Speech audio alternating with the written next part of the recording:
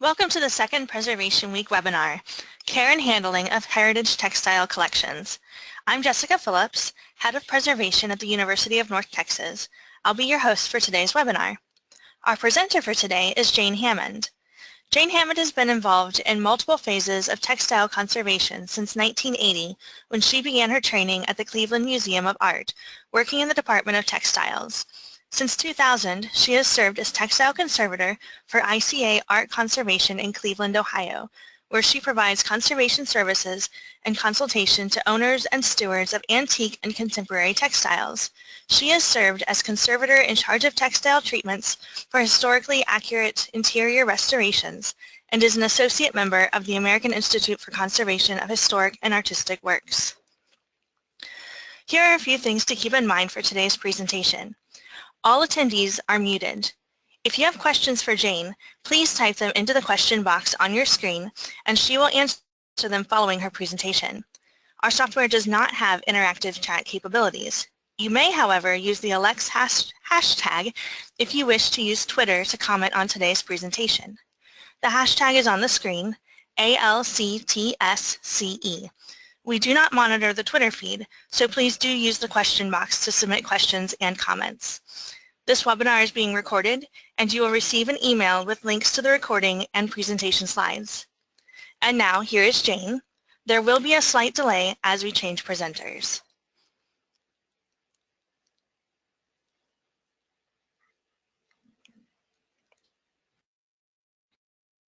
Welcome, everyone. This is the second of Alec's program on care and handling of textiles for Preservation Week. And today I'll be reading from my notes and talking about some of the many challenges that a small house museum faces as it tries to maintain its interior textiles and furnishings. Since there isn't enough time for any kind of in-depth discussions, there's a series of handouts that we'll email you later today containing links and other resources. But let me start by telling you a bit about where I work. The Inter-Museum Conservation Association, now called ICA Art Conservation, is a nonprofit regional art conservation center in Cleveland, Ohio. We offer conservation services for paintings, works on paper, objects of all media, and textiles. The ICA was founded in Cleveland. It was founded at Oberlin College in 1952 when directors of 6 Midwestern museums created a professional art conservation lab to treat their collections. In 2003, we left Oberlin and moved to a larger location in Cleveland, where we serve over 100 member institutions and the general public. I'm fortunate to have been involved in the preservation of a number of Ohio's historic houses during my career, including 4 presidential homes. Currently, I'm working on the interior textiles for Stan Hewitt Hall in Akron, which is the early 20th century home of Frank Seiberling, founder of Goodyear Rubber. The National Trust for Historic Preservation estimates there are more than 15,000 historic homes across the country. Ohio alone has 75 house museums. These are former private homes, and many are run by local historical societies and volunteers. They tend to be small spaces with small budgets, dedicated staff and volunteers, and compromised furnishings. Today, my focus is on the needs of these smaller museums. All house museum collections are subject to the natural aging of their materials, as well as to outside forces affecting them, what conservators refer to as agents of deterioration. Often, the integrity of house museums, especially the small house, is threatened by urban growth. Increased pollution from traffic, security risk and vandals, and loss of the historic neighborhood to commercial development are man-made agents of deteriorations. Some of these external conditions can have an impact on the interior environment, and disregarding them can be disastrous. Without identifying and correcting structural breaches in the house, external conditions will continue to undermine the environment of the interior and its furnishings. A routine exterior inspection should include examination of the roof, looking for changes in the chimney flashing or water stains on soffit boards. Clogged or damaged gutters, cracks in exterior walls, and finishes can allow moisture to seep into the interior. Failing masonry can allow pests to enter the house. A visit from a local building inspector could be helpful in identifying structural problems and tailoring a checklist for your repairs. There's also the Historic Building Assessment Form, available as a PDF from the National Park Service website, which is listed in the handout for this program. A preventative conservation plan can really help you identify what your path to be is, and at the same time allow you to immediately start to protect your textiles. Textiles and paper are some of the most vulnerable materials in a collection, and they are extremely susceptible to light, humidity, and temperature, as well as visitors and roaming animals, things that come in the window, the other living items of a textile collection that aren't always so apparent. The combination and configurations of materials and textile items is sort of limitless. They can consist of natural materials as well as many early plastics. Sewn seams can weaken or rot under hot and humid conditions. Linings of silk can shatter and fall away. Hat brims collapse, exposing their wire frames. Glazed and embossed fabric finishes, napped fabrics like velvets are all sensitive to moisture. Embroidered threads, metal hardware, and antique plastic buttons all are especially sensitive to heat and humidity fluctuations and can change, become discolored, embrittle, and actually break. Your goal of preventative conservation will be to reduce stress to the objects and to offset damage or loss of sensitive material. I also want to present some of the risks textiles on open display are exposed to, and how being exposed to uncontrolled elements can affect them. Again, resources for self-study and support will follow this program. Daylight is probably the biggest source of light in a house museum, and it varies with the time of day, the season, and whatever the weather outside is doing. Incandescent light from bulbs is the primary source of artificial light, as well as fluorescent lamps in older homes, which are commonly used in old display cases.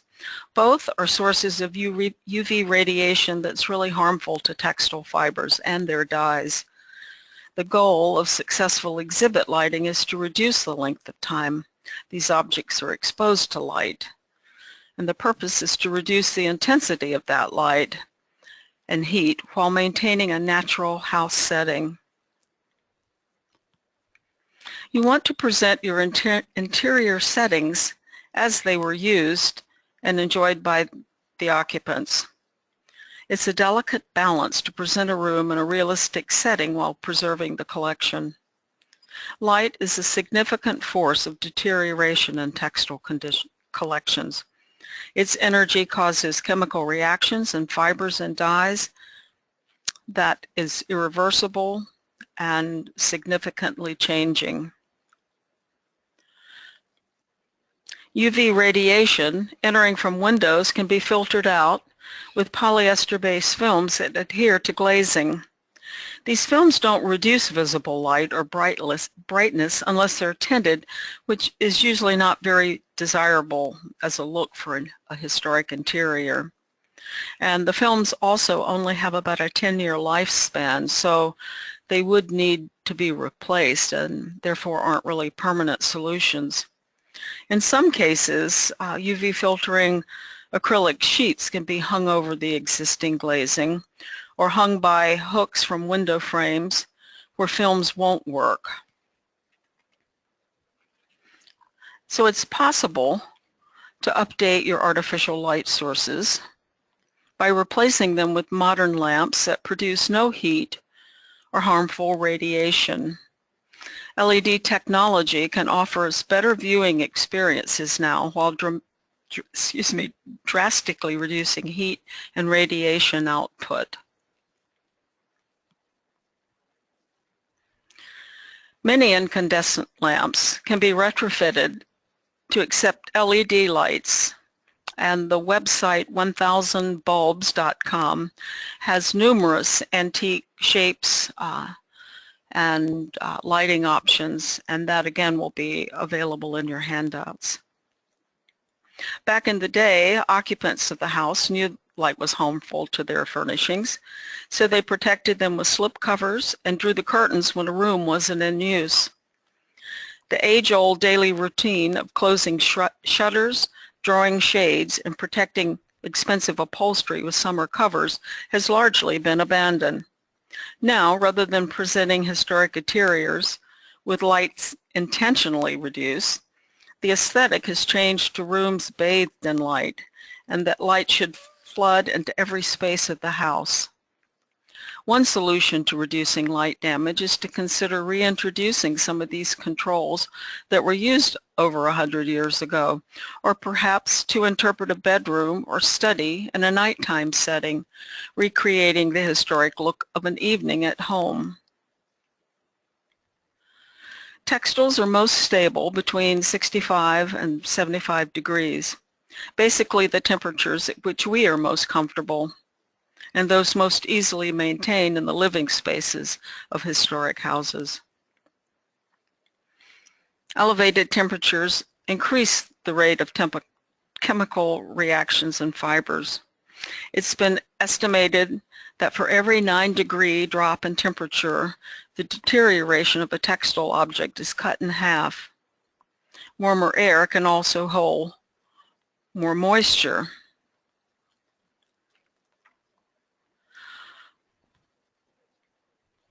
Mold and mildew are terms used to describe a variety of fungi carried in the air or already present on the textile itself. Textiles and leather are very susceptible to fungal attacks because they're such ready sources of nutrients. In order for the spores to become active, they have to have a food source in the right environment. Before mold damage is even visible, there's often a musty odor present. In most circumstances, they appear in moist conditions where the humidity is 65% or higher. Again, warmer air equals moisture air. So to help you monitor an area and track seasonal fluctuations, they're easy to come by low-cost solutions. The paper indicator on the left is from Talus, which is a company that's listed in the resource section of your handouts. And the small, inexpensive meter on the right is available at Home Depot for less than $9. So technically you could have these in discrete corners of every room to give you some feedback as to which side of the house is hotter, which side gets more light, and if you track this seasonally, it can give you some sense of condition flow throughout the house. So first look for any structural or plumbing problems that might be increasing moisture levels in the house, including the basement. Fans and dehumidifiers can be employed to move air around and lower the humidity. And again, there'll be numerous resources that you can observe online and contact for preventing and mitigating mold within the house. Outdoor pollutants easily circulate through the house through ventilation ducts or come in from open doors and windows. Dirt and dust can abrade fabric surfaces when they expand and contract with humidity. Dust can also hold moisture on the surface of an object, leading to staining, speckling from mold, or corrosion of metal threads and ornaments. So keeping your windows and doors closed during heavy pollen seasons. Many old historic houses don't even have air conditioning or any sort of controlled environment. They are pretty much early 20th century or 19th century conditions within the house itself. Covering sensitive objects with sheets or covers when you're not using them. If you close seasonally, protecting these with plastic wraps or light muslin covers is very beneficial. Watching how air flows, looking at vents to see if dust is accumulating around them, checking to see where air and moisture come in around your window frames is helpful. And also, if there is construction work or repair going on within the house, you can control the spread of particulate dust and other airborne materials by even hanging a plastic drape in front of a doorway.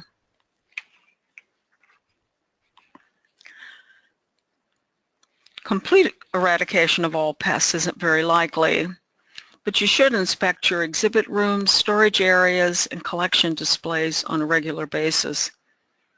Evidence of activity is cast-off insect parts and powdery clumps, the same color as the textile, which is really larvae excrement where the material has been eaten. Also look for tiny black granular eggs on or below a textile and furs, or pelts that are shedding hair. Protein materials, wool, feathers, and leather are at a high risk for insect infestations and need to be monitored more frequently. When active, a new generation of moths can appear monthly. It's also another reason to carefully inspect and surface clean any new textile entering your collection. Food and drink spills, body fluids, all provide essential nutrients for insect larvae, and they'll even chew through inedible materials to get to a food source. Rodents, on the other hand, tend to be nocturnal and secretive. Telltale signs are black droppings, a musky odor, and gnaw marks around entry points. Their droppings and urines can permanently stain textiles. Mice and rats chew away materials for their nests, not for food. Again, good housekeeping and awareness of entry points, such as doorways, looking even for the iconic mouse hole, should greatly reduce your risk. For insects, setting out enclosed sticky traps and pheromone traps is critical to monitoring your rooms. They're your best indication of the type and number of pests that are in your house. Placing them at entry points and at various heights on floors, shelves, windowsills to get an indication of where they're coming in. Traps should be inspected weekly or monthly and the trapped pest identified. A good insect reference guide is a must-have for your library. There are links within your handouts for pest identification, or you can consult this particular, I see it's not on this slide, you can consult insectidentification.org on the web. So the assessment of your collection is really going to be your starting point, and show you how they are being affected by their exhibition or storage environment. Setting up an organized work area is really going to help make the process more efficient. You'll need various examination tools. A headset optivisor is very helpful. Tweezers for lifting up layers of material or removing particles. This is all available to you in your I keep mentioning handouts, but I tried to compress a lot of information into things that you could look at later at your leisure. Having a good workspace, a clean workspace, is going to be important. This is a nice table set up well, but as you can see, it's not long enough. It really should have had two tables butted together. There are collapsible folding banquet-sized tables that are very affordable from most home building shops. Home Depot has them, Lowe's has them. I think this table, which expands to about probably 40 by 6 feet, was less than $50. So the proper handling of textiles.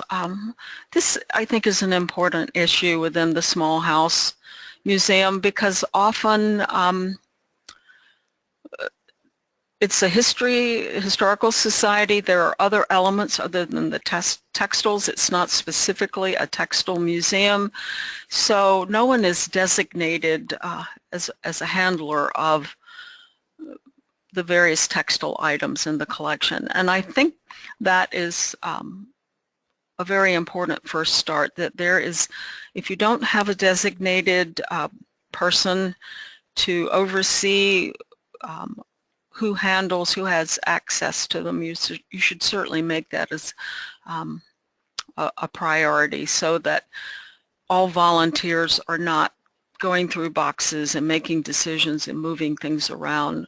Especially fragile textiles can be damaged by people who aren't aware of their condition.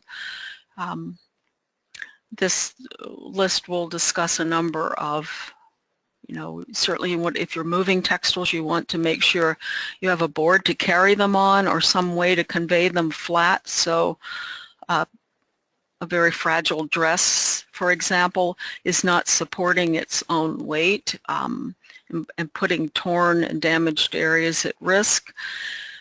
And certainly one person should not be responsible for moving a large, heavy textile. It's best to have a team effort.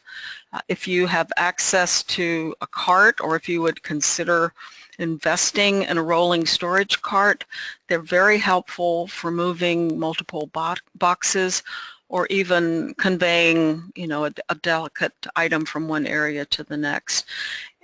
While you're examining and doing your condition reports, you want to make sure that your hands are cleaned and washed.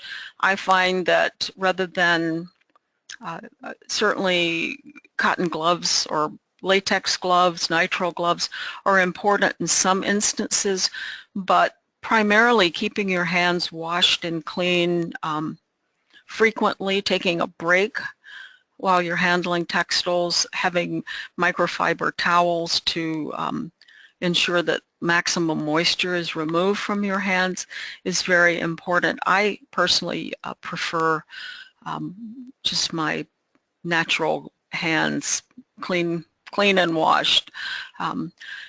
While you're going through your items, you shouldn't be stacking them. Each item should be allowed to be laid out flat. So you may want multiple tables, or set up your examination areas where there's plenty of room. And if you run into something that seems extremely fragile or is a little scary, you don't quite know how to handle it, don't. There are resources and professional agencies that could answer you, advise you by email or by phone calls, and that information also will be provided. So I want to talk a little bit about assessing your collection and the importance of documenting it. A baseline record for you is a condition assessment sheet, which will allow you to not just note construction and materials and donor information, but also changes in condition, the various damages you encountered, when you saw them, so that these things can be followed and monitored throughout display and use. So a condition report really will help you pinpoint the current problems and allow you to update it on a seasonal or yearly basis. And there is a basic condition template in your handouts that you can use to personalize to your own needs. You may need to add some things or take some things away, but I think it will make your assessment much easier. And if you store it in a folder and include photograph of some of the damages that concern you, even digital, informal cell phone photographs will allow you to see problems without actually having to handle it again. Also, another important consideration is if you run across something during your examination that's dusty or soiled, or it looks like it's at risk for potential, insect attack, I think it's important to apply some safe surface cleaning techniques to it. There are, on the left is what's really a tool used for vacuuming computer keyboards. You can get them at Office Max and other stores that sell office materials. There's screening hardware cloth that you can buy at the hardware store, an embroidery hoop to make that screening taut. You can place this over your object and vacuum through the screening without running the risk of sucking up any delicate loose threads or removing too much material. This micro tool fits over the edge, over the end of a canister vacuum tube. And then on the right are other dusting materials, brushes, cosmetic brushes, non-latex cosmetic sponges that you can get at the drugstore that are micropore. They are extremely efficient at picking up a lot of surface dust. In the plastic bag is what's called a dust bunny cloth. That's available through a number of archival suppliers. And then a microfiber towel, which I prefer to use the white ones because it's easier to track the amount of dirt that you're picking up. And these are all very helpful at monitoring and trying to keep your objects as free of surface contaminants as possible. And each, material is going to have its unique reaction to the environment. In the upper left is the blade of a celluloid fan that has a copper rivet, a brass rivet, I'm sorry, through the handle that has reacted to moisture in the environment, and it has been absorbed into the plastic. On the right are layers of shattered silk that are deteriorating because of the chemicals that were used in their production. On the left is, lower left is a bed quilt that has been damaged by materials that were in the cotton padding, which is migrated to the surface and caused the fabric to weaken. In the upper left are beads that are crazing. It's just a natural breakdown. It's a disease of glass beads, if you will. In the lower left bottom is loss of painted material on the silk flag because the iron-based pigment used as a size for the paint has broken off and eaten away the fabric.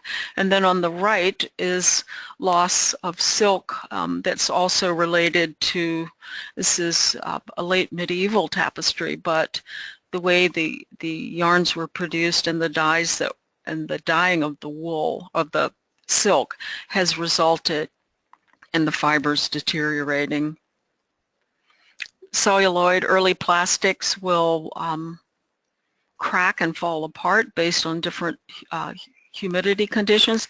If you run into a condition like this, you really should isolate it, because the gases given off by these deteriorating plastics can basically infect and sort of initiate that reaction in other plastics. And then on the right, in addition to, you know, the damages within the glass beads, this early or late 19th century Indian moccasin has deterioration of the leather because of the chemicals that were used in tanning. So you're going to run into damages that are irreversible.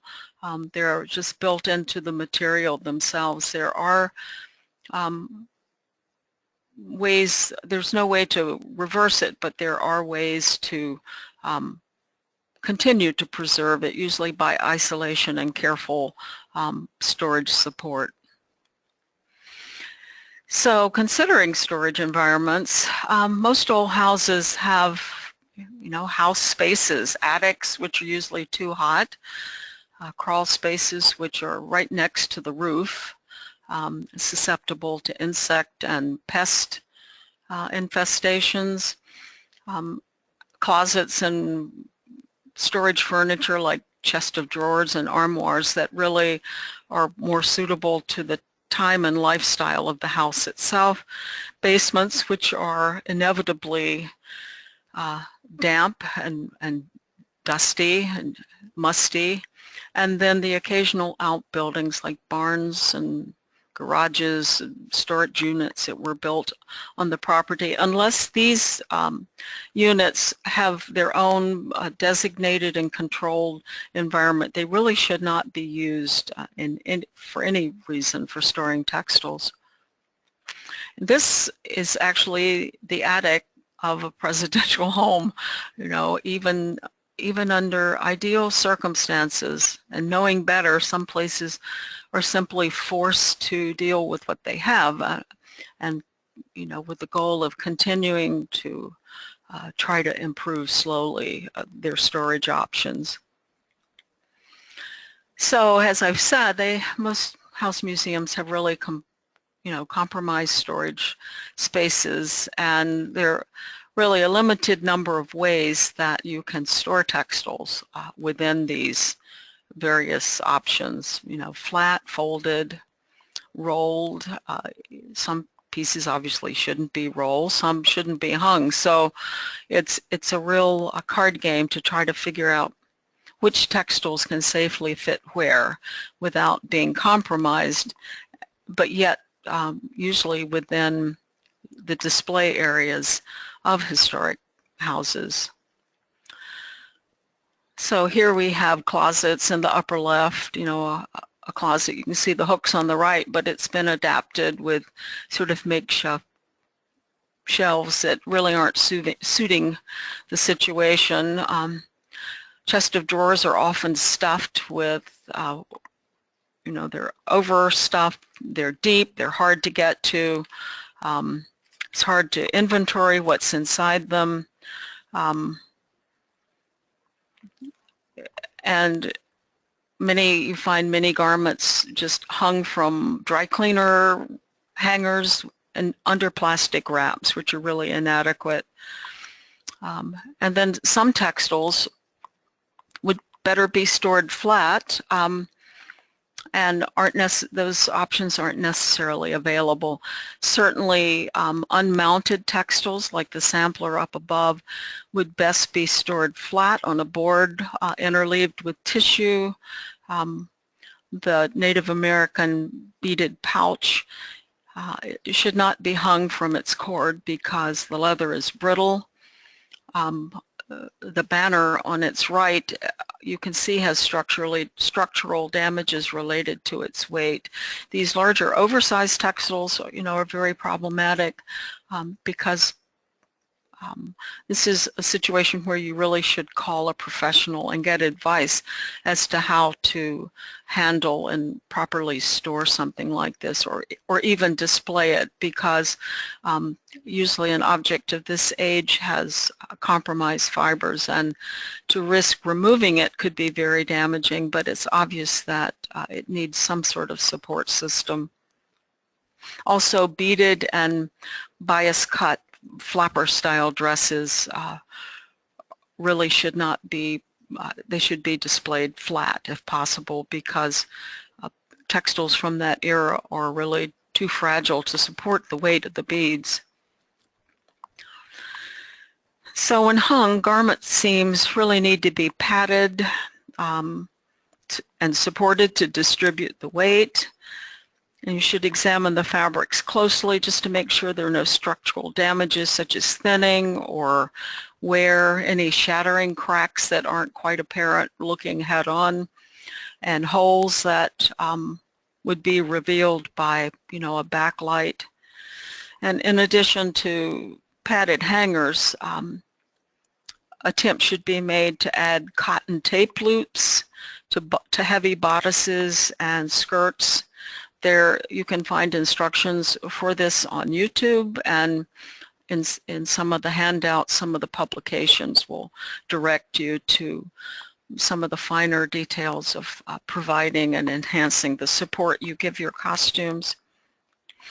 One of the sites through the National Park Service is the Conservagram handouts, one of which is how to make a padded hanger. You could enlist volunteers or hire someone to make dress covers, desk covers. The mount on the right was actually bought from an individual who specializes in conservation hangers and supplies, and so you'll have access to that information. And you also want to check out some of the Foundation for the American Institute for Conservation has a Connecting to Collections website that has all sorts of archived webinars related to mounting garments and making supports for them. So that's another area that you can pursue, get information. You can see here there are quite a number of choices there. It's limitless. I don't want to overwhelm people too much with the many choices out there, but it's encouraging to know that, you know, the world is large and ready to help you. So, you know, unsupported rolling can really lead to all sorts of problems. If you're rolling a textile, it's very important to have a sturdy, padded archival roller stored within a box that will support it if you don't have adequate shelf space. This is an early 20th century commemorative flag, national flag, that was just wrapped around its standard and tied for almost a century. And it did have a plastic cover over it which protected it from dirt, but once that was taken off, the very brittle and degraded fabrics were revealed. And on the right is a Civil War flag that was rolled without support. It was just rolled onto itself and then twisted to fit into an acid-free box. And this took about a week of treatment steps to unroll it, humidify it, and flatten it to a state where some conservation treatments could be applied. And it's counterproductive to make the object fit the box, even if the box is a museum box. And commercial hat boxes, the ones that they came in, are usually of inferior materials. So if they're spacious enough, you can buffer the interior, pad them with acid-free tissue. But you should never store rolled textiles vertically, and certainly never rolled within a tube. It should be wrapped around a tube. So even if rolled textile, even if the roller is wide enough, the textile can slip down inside and undetected, and the damages can be irreversible. So this is a custom-made box that was made to fit the dimensions of this object. There is a template for this. You just type in your figures, your width, your height, and you can make your own blue box or archival, whatever lightweight archival cardstock you might have, and using acid-free tissue and twine, you can you know, really customize your sort of eccentric shapes. It's also, I know archival boxes are costly and they're a big investment, but it's important to resist overpacking them. The object on the right, the box on the right, has numerous articles in it, but they are all individually wrapped. They have plenty of breathing room. They're not compressing each other. The weight of another one is not determining the shape or imprinting the textile below it. And in the upper left is a uniform, a soldier's uniform, and the pants are beneath because they're flat, but the jacket is padded and given a bit more shape and allowed to have a bit more expansive area in the box itself. Conservation framing is another way to provide a microclimate for some of your textiles. This allows, it protects from dirt, dust. It sort of keeps a microclimate within the frame itself. Humidity is buffered a little more easily. You can see on the upper left, this is a frame sampler that actually the glass in the frame broke, so it was unframed and the glass removed, and then it just remained exposed to the elements. You can see where the soot seeped in while the glass was broken, and then eventually that was taken out, and it was left for the full measure. And on the right is a sampler that was mounted, but it was fit into the frame so tightly that as seasons changed and the fibers expanded and contracted with the ambient moisture in the air, there was no place for the fibers to expand, and so it left to, it formed some rather disfiguring creases. So if you do end up unframing historic frames, I think it's important to document the way they were framed, to take pictures of them.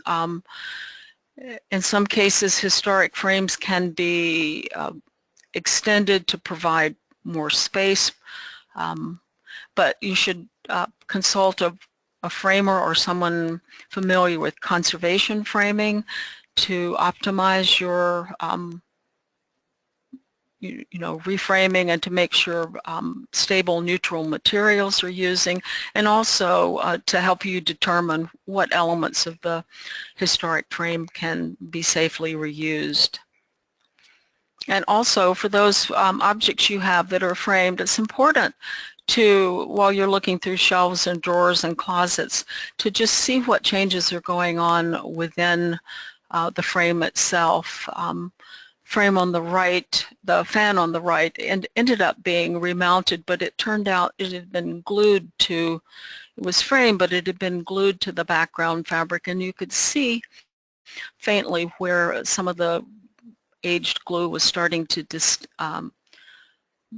it disfigured and embrittled the material. We were able to remove a lot of the adhesive, but if left unattended, eventually the fan would have fallen to the bottom of the frame.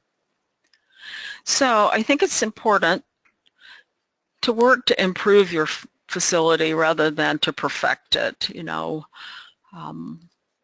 with a good preservation plan, you should be well equipped to slowly undertake these things. It's not going to happen immediately, but even in the case of this photograph, getting rid of non-related archival materials. This is sort of a multi-purpose storage area that's housing everything. To isolate your collection from your usable everyday event-related items is an important thing. And getting everyone involved in the storage and care. Even though you may have designated people following this, your care and handling, everybody should be aware of the protocol that you're trying to follow. So it's true, you can't necessarily reverse some of the damages, but you can certainly slow them down. And that is, I think, the most anyone with a large inherited collection can ask for. And knowing what your various parameters are, what you're looking for, what you should be looking at, is certainly, you know, an empowering and good start to feeling like you're doing something good. Identify your objects at risk. You know, certainly look for objects that are overexposed to sunlight. Make efforts to move them away. Address your structural problems as soon as you can. Move any textile items that are in these overly moist areas. If you can close off this room, that's even better, just to keep the humidity out of other areas. Move furniture away from heating vents that might cause shrinking or cracking of wood that would cause loss of support to the upholstered section. Monitor your storage areas to make sure insects have not gotten in to the frame or inside wraps. You know, just a breach in the wrap, someone lifting up a piece of plastic to see what's inside and not closing it up again can leave a portal. Practice some of the effective cleaning procedures that you'll read about with your literature. Certainly avoid putting your objects directly on the floor. They should be elevated at least 4 feet. Getting them up on pallets just in case there is some sort of disaster in the area, to allow you to get things quickly in and out of storage. Look at your storage boxes, determine what your needs are going to be for new rehousing. Improve that you have to live with. This is a dress that was displayed draped over a chair, and the only other option was to provide padding within that dress, and it's still displayed on the chair, but it's much better supported, and there's a cloth underneath it now separating the hem of the dress from the wood floor. You know, adapting drawers, lining them, interleaving them, reducing the amount of bulk in them is going to help reduce wrinkles and prolong the life of especially cottons and silks. Keep visitors from sitting on furniture. Use this chair on the left was the result of a guard getting tired, needing to sit down. On the right is an abraded curtain where too many people stood in the entry door. They should have been encouraged to gather a bit more into the room. Barriers will keep away visitors and keep them from touching. Your stanchion should be at least arm lengths away from textiles. If you have to remove articles from a room, you should certainly document their presence. Don't throw anything away that might be part of an interior collection, and save them for the consideration of possible recreation of that textile. There are disaster plans that are available online that will help you come up with a rescue solution. Again, Connecting to Collections has a very good disaster plan that you can write specific to your needs and your house museum. There's some things that are obviously going to need a conservator's help. You don't want to attempt to wet clean or wash something that is out of your area of expertise. There's some damages that will occur just from heat or light damage that are beyond the scope of the average volunteer staff. Don't undertake any bleaching or cleaning. It's possible to contact the American Institute for Conservation's website, or to contact them or go to their website to get the names of conservators in your area that can help you. And again, coming to you will be a variety of web-based resources, including, I really encourage you to go to booksgoogle.com and set up your own library. And thank you so much for your time and attention. I think we're going to take a few minutes now, hopefully, to ask some questions. Thank you, Jane. That was really great. We do have some questions already. I encourage everybody to go ahead and still submit more questions if they have any. So we have a few questions that are on the same topic. So let's see here. We have, so can textiles with mold or fungus be saved? And if so, how can you clean a barrister's gown that has mold on it? Well, mold spores are so infinitely small that there's really no way to completely remove them, and our air is so filled with a variety of spores that they, I think the real answer to your question is surface cleaning, vacuuming, trying to kill and deactivate as much as possible.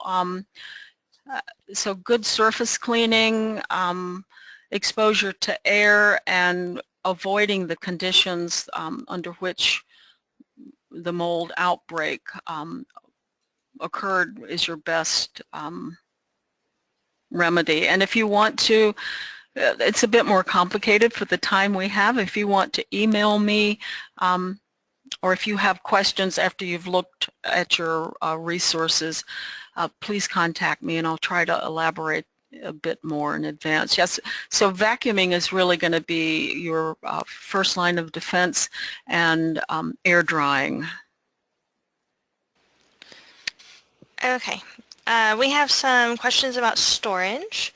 So let's see. One is there a limit to how many items should be stored flat on top of each other in one box? Well, not per se. I think weight, obviously the heavier textiles should go on the bottom. One option is to build a shelf within the box so that you are storing heavier textiles on the bottom, but the box is big enough that an ethafoam or some sort of ledge could be included on the side, and then a piece of rigid material placed over that, which will then support another layer. The real concern is that you don't want so many textiles in a box that as you go looking for the ones on the bottom, you're disrupting and putting the ones above it in disarray. So for those textiles, you do have to store in a box. If you're trying to get to the one on the bottom, you want to remove everything else and then remove that. You should not dig around in the box to get to the textile you want. And I think your own gut reaction would tell you when you have too many textiles in a box. It should not feel overstacked at all. Okay, another question about storage. It says they have cotton and polyester t-shirts, about 20 to 30 of these from various local events from the 1970s to the present. They're currently folded, rolled, and then placed in flat boxes.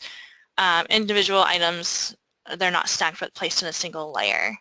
Does that sound good, or do you have any recommendations for them? That sounds good, but a caution I would offer is that probably the earlier shirts would have printed inks on them, but today I'd say from the 80s on, a lot of plastic-based inks were used with polyurethane-based paints, you know, what some would call puffy paints, and they are very degradable and they off-gas, and I mean they do have some longevity, but those are the kind of pieces that you want to monitor, because as they break down they become sticky, and so if it's rolled you could find that the surfaces are sticking together, and that chemical reaction could trigger reactions in other paints. So I would say the ink-based t-shirts are probably okay, but if it looks like a shiny plasticky painted material, they're probably better stored flat with mylar or some other material that is not going to stick to the paint should it become sticky. I hope that makes sense. All right, thank you. I think we have time just for one more question really quickly, maybe two. We'll do two. So are there advantages to storing rolled textiles on racks instead of in boxes? Yes, in that by racks I'm assuming you mean with tubes through them. They're suspended, air can circulate around them, and it's a better environment. The importance would be to make sure that the racks are covered, that they're protected, that the textiles are covered, but also that the racks are covered, especially in storage areas where there might be sprinklers. You want to make sure that there is plastic covering over the overall rack. To have racks in a historic home is such a, you know, an amenity. That sounds wonderful. I think most people are constrained to storage, you know, to shelving and to boxes. So that sounds like an excellent solution. Okay, our last question we have time for, and if there's anything else that we haven't got to, Jane will be happy to email you or answer through email, and it'll be sent to you with the presentation slides and everything. So last one we have time for is, where can I get the polyester film or acrylic sheets for UV filtering? Well, again, this will be, and I think this will be in your resource packet, but you can call any local supplier of plexiglass glazing. Here in Cleveland we have a couple of firms that supply. You could probably Google, you know, UV filtering plexiglass or polycarbonate glazing, and maybe type in your area code, so that would narrow it down. The problem with ordering it remotely is that because it's a heavy material, shipping and handling can be pretty expensive, but if you can find it locally, great. Is that, hopefully that's adequate? I think so. I think that's all we have time for today. Okay. Thanks so much, everybody.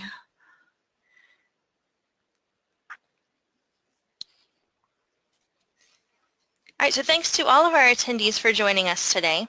You will soon receive a short online evaluation form. Please take a few minutes to respond to the questions. Your comments are very valuable and help the Elect CE committee plan future events. A special thanks to our corporate sponsors. Their support allows Elects to present our Preservation Week webinars free of charge. Thanks again to our presenter, Jane Hammond. Also, a thanks to Elects committees that supported this webinar. The Elects PARS Preservation Outreach Committee was involved in planning this webinar, and members of the Continuing Education Committee provided technical and production support. Elects webinars would not be possible without the support from Elects staff. Thank you to Megan Doherty for providing that. Alex provides many educational opportunities. In this slide, you can see some of our upcoming topics. Please note tomorrow's free webinar on diversity and inclusion in preservation. Details for these and other Alex webinars are available on the Alex website. Alex also offers web courses, which are 4 to 6 weeks long, and e-forums, which are 2-day free email discussions, open to all, members and non-members. Alex is presently running a pilot for a new course, Fundamentals of Metadata. You'll find more information on web courses and e-forums on the Alex website. We hope you will participate in other Alex continuing education offerings again in the future. This concludes our session. Thank you for joining us.